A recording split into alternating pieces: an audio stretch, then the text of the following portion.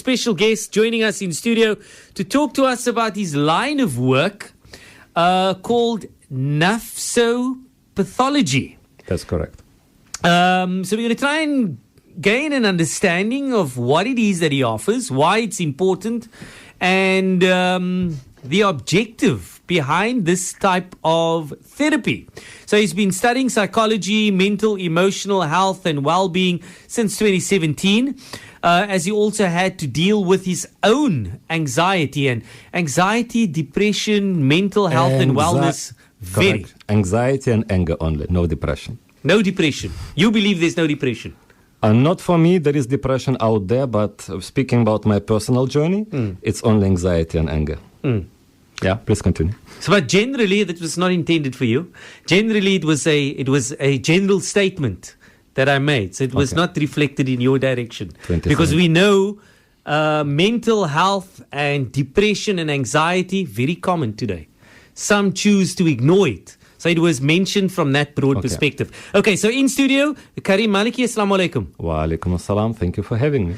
Talk to us about Nafsopathology. What exactly is it? So basically, Nafsopathology is a way, it's not a therapy. I'm not a medical practitioner, so I want to make it very clear, right? So I'm not going to give any prescriptions, but I'm going to talk about my personal journey, what worked for me.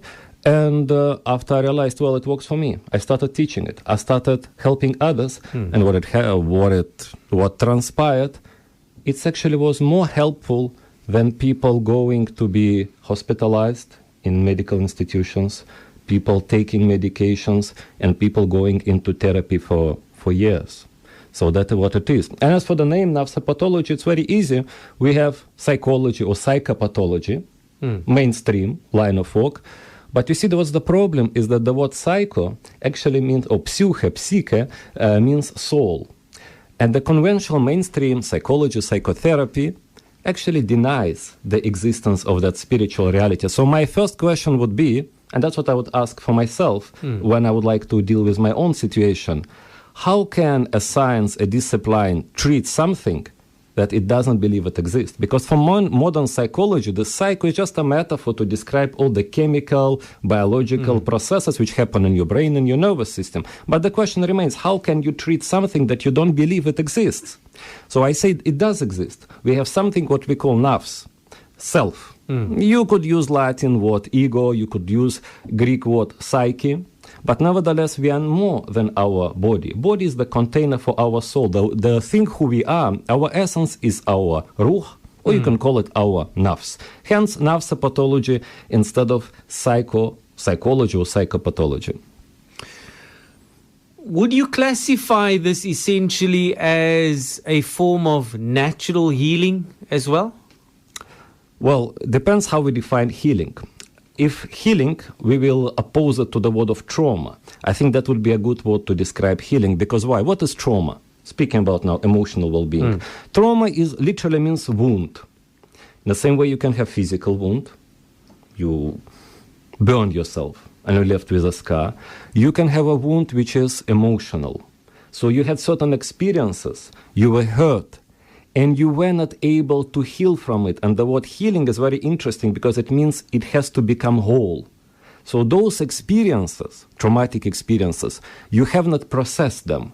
And they still haunt you. They still stress you. They still prevent you from living happy life. In that sense, yes, this is healing. It's about reintegrating and processing past traumatic experience so you could become whole, so you could become wholly integrated person. The word holy is a spiritual sense, and the word health, in the sense of being whole, it all goes to the same role. We say a holistic approach, looking at the thing at whole. So to be whole people, not disintegrated, but whole, with fully integrated, making all our past experience who we are, processing them, well, that's what we're doing. And that's the line of working with trauma, yes. So Karim, talk to us about your journey and what you experienced and how that influenced your line of work. Right. So, well, I can give you two answers. One is the ideal and perfect, and the second one is true and real. The ideal perfect would be that, well, I started teaching Arabic online, my own way of teaching. I call it you need to learn to think in Arabic in order to truly learn a new language. And then I could make a bridge from thinking in Arabic to learning psychology, emotion, and so on.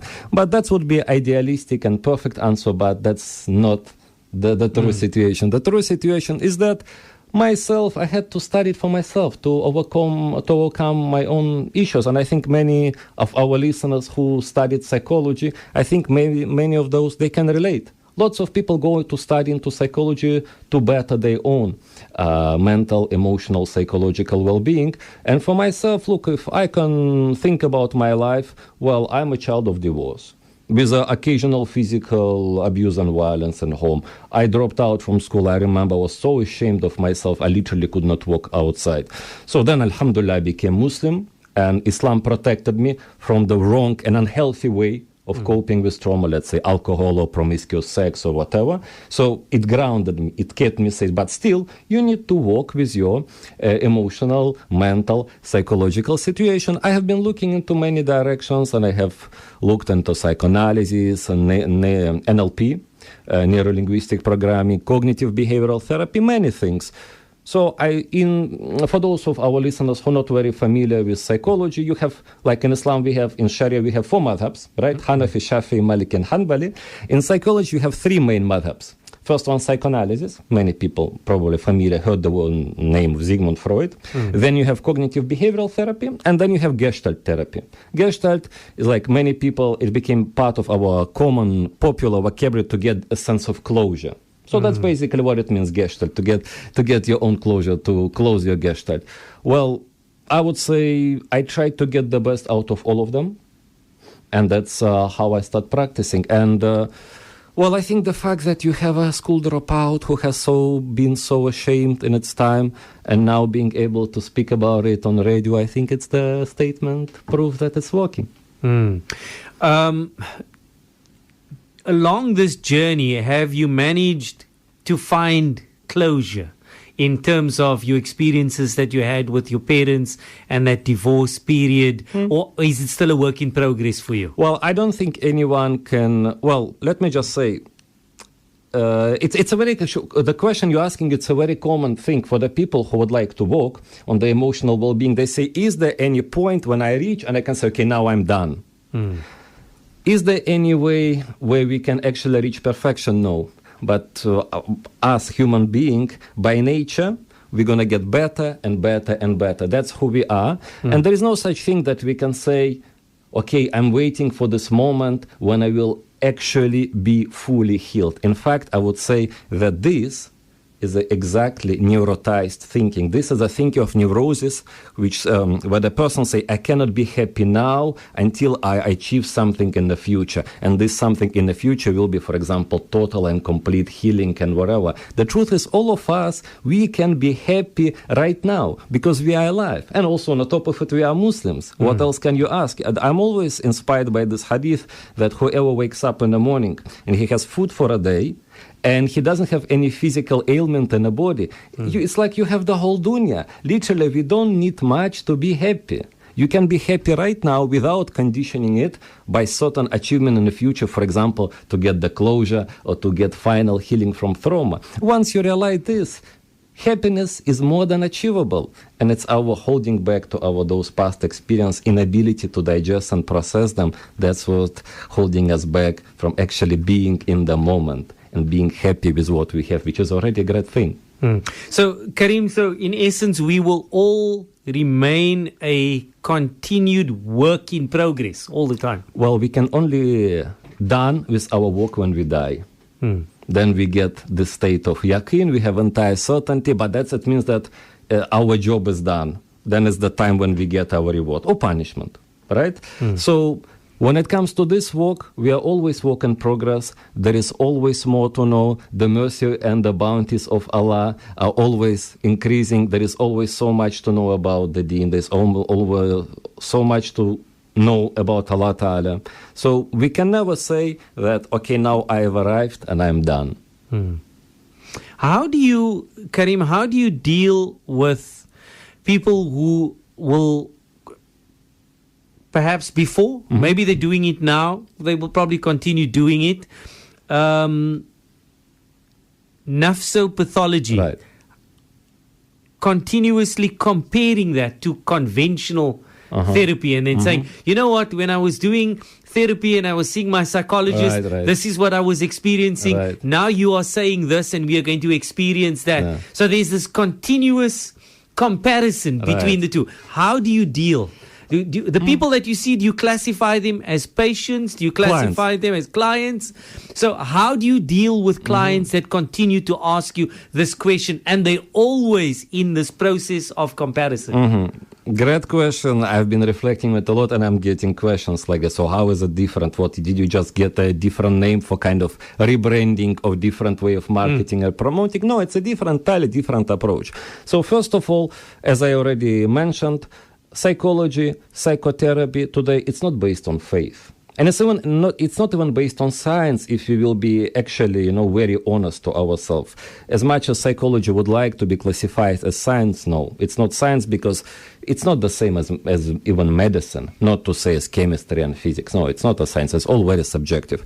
So how nafsopathology is different? First of all, it's faith-based. And that's why, my clients are Muslims. They are believers. Because if you go to psychotherapist, but psychotherapist doesn't believe in God, and then how are you going to relate? So you can talk, for example, about, let's say, loneliness. Let's say you cannot find a suitable spouse, and that causes depression, anxiety, anger, whatever. So say your psychotherapist, you say, what are you so troubled about? Just go start dating, get yourself a boyfriend, girlfriend. How are you expect to get mutual understanding at this point? Or maybe on another side, let's say you're going to a Christian counselor who understand that there is no such thing as premarital sexual relationship.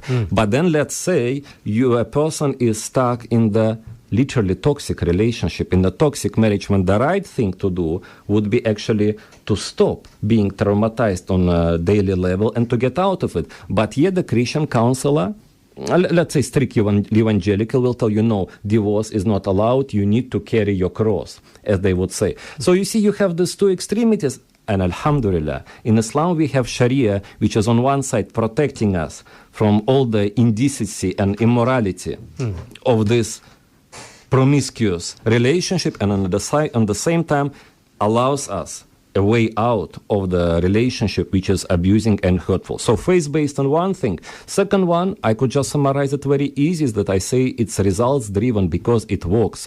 In psychotherapy, modern, conventional, mainstream psychotherapy, you're going to go and keep going and going and going, and you don't know what's happening. For example, in psychoanalysis, you have to see your psychoanalyst every week, 3 times per week. And it's happening for many years. And then what?